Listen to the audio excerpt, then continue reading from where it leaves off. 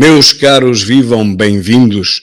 Este sábado, 21 de junho, está assim um tempo meio esquisito, nem para o quente, nem para o frio, antes pelo contrário, só pode ser alterações climáticas.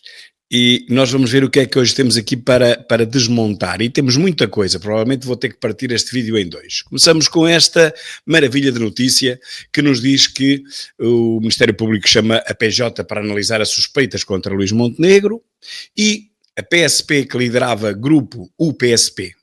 o polícia, que liderava grupo neonazi, foi distinguido pelo comportamento.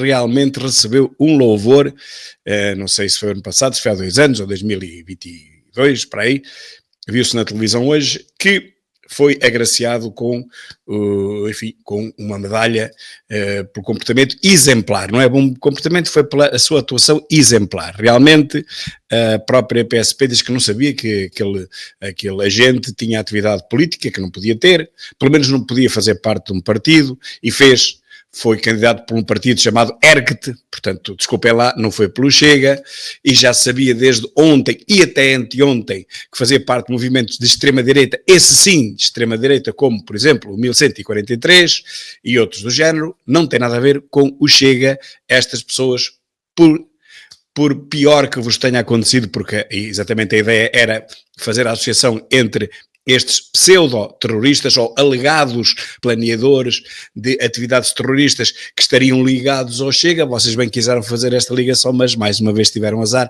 não conseguiram. Eles, se estão ligados, é realmente aos partidos de extrema-direita, que não é o Chega, volto a dizer, é o ERGT, o antigo PNR, e movimentos de extrema-direita como 1143 e outros que há por aí, que eu nem sei o nome e nem quero saber. Portanto, fica aqui comprovado que o Chega nada tem a ver com estes extremismos e muito menos com grupelhos que estejam a fazer qualquer tipo de ataques terroristas ou políticos ou seja o que for. Por falar em terroristas, morreu José Mota Liz, fundador do FP25, tinha 86 anos, tinha sido condenado por vários crimes a qualquer coisa como 18, 17 ou 18 anos de cadeia. Bom, isto é que era o verdadeiro terrorismo, mas foi tudo esquecido, foi tudo perdoado, foi tudo amnistiado no tempo de Mário Soares. Este grupo terrorista FP25 que assassinou 14 pessoas e mais 6 da própria organização, num total de 20, pelo menos aquelas que foram confirmadas, fora talvez outras que nunca foram, mas pelo menos 14 mais 6, que dá 20, este grupo terrorista assassinou, incluindo um bebé que estava a dormir num quarto com meia dúzia de meses. Pois este grupo parece que deixou de ser terrorista. Os terroristas em Portugal agora não são aqueles que puseram bombas, ou que colocam bombas, ou que disparam rajadas metralhadoras. Não. Os terroristas agora são os que planeiam, alegadamente, atenção, os que planeiam atentados. Aqueles que os cometeram e continuam a cometê-los todos os dias, esses não são terroristas. Só quem planeia é que é terrorista. Uma vergonha este caso da FP25 que envolveu Otelo Saraiva de Carvalho, a quem devemos também a revolução, é verdade, mas depois estragou a pintura toda, para não dizer pior, tendo ligações, uns dizem que foi o cabecilho, outros dizem que apenas fez parte, não sei, nunca saberemos. Certo é que ele esteve também detido, esteve preso, foi condenado e foi amnistiado depois, como muitos outros terroristas. Este que morreu agora foi condenado a 17 ou 18 anos de prisão. A União Europeia conclui: Israel terá violado os direitos humanos em Gaza. Eu não duvido que tenha violado, uma vez que se bombardeiam apartamentos, casas de civis. Nem que esteja lá um terrorista, pode estar um terrorista e 3 ou 4 civis, não se justifica a morte dessas 5 pessoas.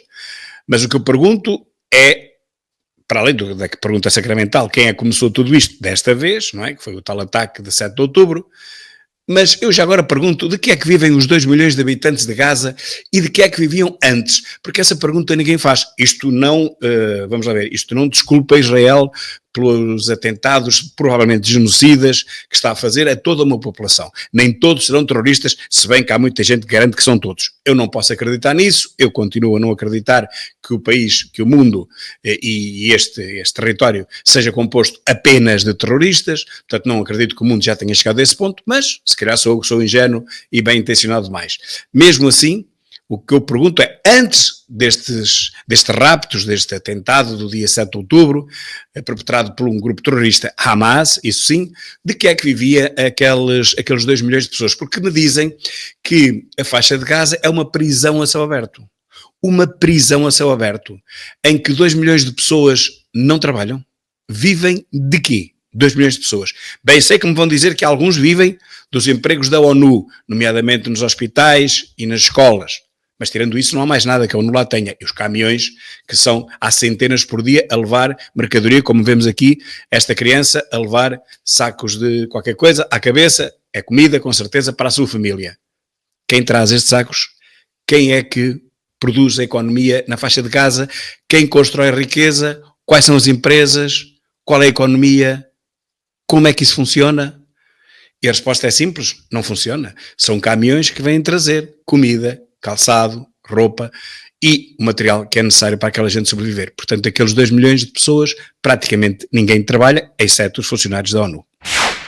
Vivemos numa cultura que promove a ideia de que se trabalhares muito, vais conseguir. E isso já não é verdade, diz aqui este amigo. Fez milhões de euros em 3 anos a apostar contra o mundo. Bom, eu aqui em Portugal não vou tão longe, fico mais perto e digo, bem, pois não, realmente ele tem razão.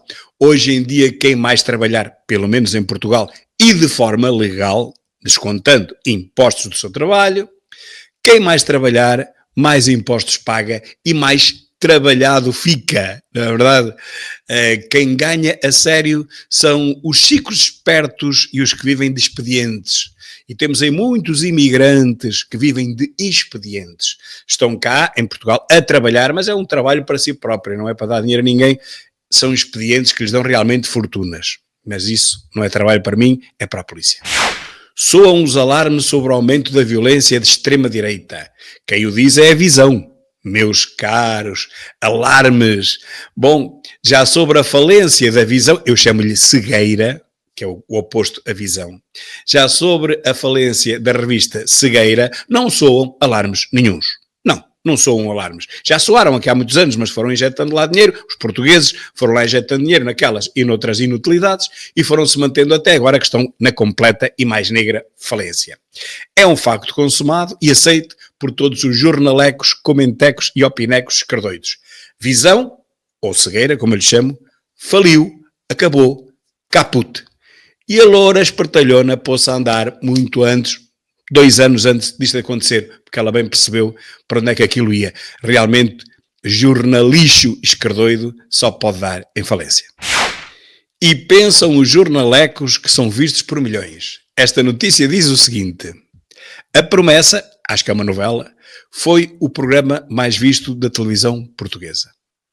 Ó jornalecos, opinecos, comentecos, entrevistecos e demais badamecos. Pensam vocês que são vistos por milhões porque passam horas e horas em mesas redondas a dizer mal do Chega e aparecem 6 e são 6 a dizer mal do Chega. A seguir vão outros 5 e são mais 5 a dizer mal do Chega. E depois vêm mais 4 e são mais 4 a dizer mal do Chega e em todas as TVs por cabo, graças a Deus. E pensam vocês que por isso mesmo, por estarem no ar de manhã até à noite e durante a madrugada, bem, a madrugada é mais para a guerra. A madrugada o assunto é a guerra. Mas durante o dia o assunto é dizer mal do Chega. Pensam vocês que chegam a milhões por estarem realmente milhões de horas em frente às câmaras? Não. Os portugueses cada vez querem saber menos de vocês e das patranhas, das balelas e das mentiras que vocês dizem. Já ninguém quer saber da desinformação e do jornalismo das TVs para nada. As pessoas veem, mas é a bola e as novelas e nada mais. Diz o candidato a futuro primeiro-ministro, não sei daqui a quantas décadas, que o governo deve explicitar falta de meios aéreos. Quem o diz é o José Luís Carneiro. E o que eu comento é o seguinte: por mais milhões que se gastem em meios aéreos, seja com as empresas, dos familiares, de ministros ou com outras empresas, porque também há outras, não há só empresas de familiares de ministros, esses milhões nunca serão suficientes. Mas nem os meios aéreos serão suficientes, nem os milhões que lhes dão todos os anos. Nunca nada é suficiente. Quando vem o verão e quando abre a época balnear dos incêndios, meus caros, não há milhões que cheguem. É uma tripa forra para toda a gente. É 1.000 milhões, é 2.000 milhões, até é mais naqueles anos, infelizmente, de grandes incêndios, até é mais. Ninguém sabe ao certo quanto é que se gasta no dispositivo de combate a incêndios, no DCI, porque só se fazem as contas passado 2 anos, que é para a coisa ficar, por mais chocante que seja, fica diluída. Já foi há 2 anos atrás, agora já estamos noutra vida, agora isto é tudo diferente. É, mas para pior. É diferente para pior. Se há 2 anos gastávamos 1.000 milhões, de certeza que o ano passado gastámos mais de 1.000 milhões. E se calhar este ano vamos gastar 2.000 milhões. E assim sucessivamente. E o José Luís Carneiro quer dizer que o governo deve explicitar a falta de meios aéreos. Não há milhões que cheguem para os meios aéreos que são necessários, meus caros. Tudo se resolvia com meia dúzia de tostões, com peanuts. Era vigiar as matas. Mas isso ninguém quer fazer. Sabem porquê? Claro, já vos disse várias vezes e vocês percebem isso muito bem. Porque isso acabava com este negócio de milhares de milhões por ano. O Presidente da Assembleia da República disse que afinal ainda não tomou qualquer decisão sobre a admissibilidade do diploma do Chega, que se encontra, diz ele, ainda em fase de apreciação. Mas ontem, André Ventura veio dizer numa conferência de imprensa que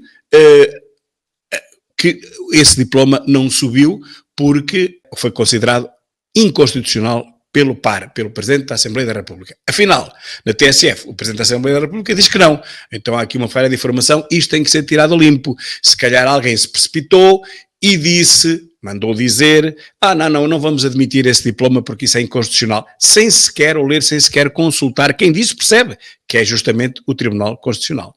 Parece que se deu mal e agora há aqui um recuo. Vamos ver como é que vai acabar esta novela.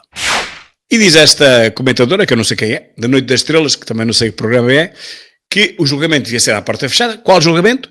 O julgamento Anjos contra Joana Marques. Eu não conheço a Joana Marques, conheço os Anjos muito bem, são muito bons cantores, muito bons músicos. A Joana Marques é uma humorista do tipo Ricardo Araújo Pereira, que só consegue fazer amor dizendo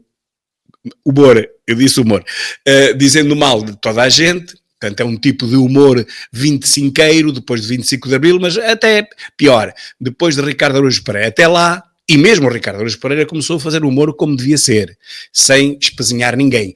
A partir do momento em que ficou sem talento, abandonou a linha do velho e maravilhoso humor tradicional português, do tempo de António Silva, de Vasco Santana, do Ribeirinho, toda essa gente que sempre fizeram humor sem calcar, sem espezinhar, sem ridicularizar ninguém.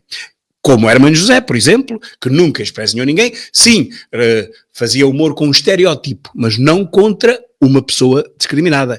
Pois, ultimamente, como já não há inspiração, não há talento, não há imaginação, não há realmente qualidade, nem por parte de Ricardo Araújo Pereira, nem por esta sua seguidora, o que é que eles se lembraram de fazer? Vamos ridicularizar pessoas perfeitamente identificadas.